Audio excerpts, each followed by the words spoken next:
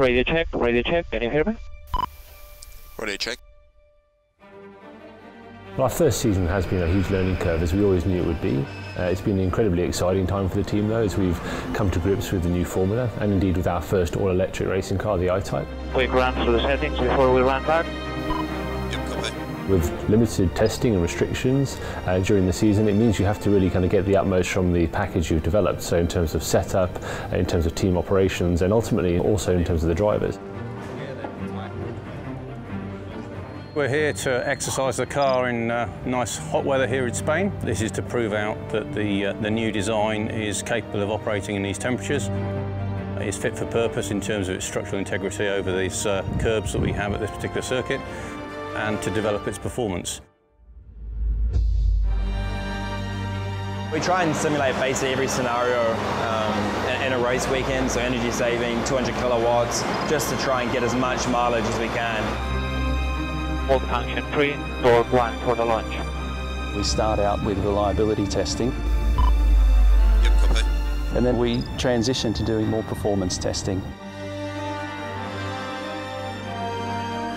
We do short 200 kilowatt runs, long energy saving runs, long fast runs to make sure that everything will cope if we test it to its maximum.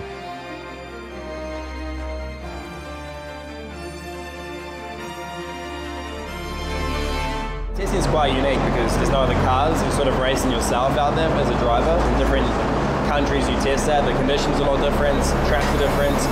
So you've got to take all these things into consideration and just think about the bigger picture with what we can learn on the day. The testing's quite a challenge for the drivers. We keep them in the car as much as we can. It's a lot more demanding and we do a lot more miles than what we would over a race weekend. So physically it's very hard.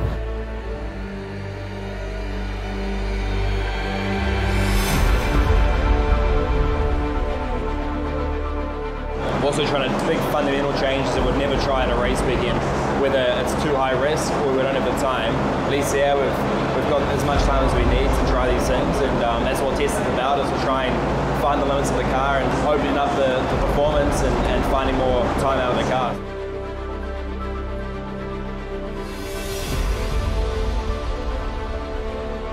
A lot of things are still the same from season 3, same monocoque. Obviously a lot of the dimensions are identical, but the things we can change are the powertrain. It's anything back from the battery, so it's the gearbox, the electric motor, the controller for that, all the rear suspension and the cooling system.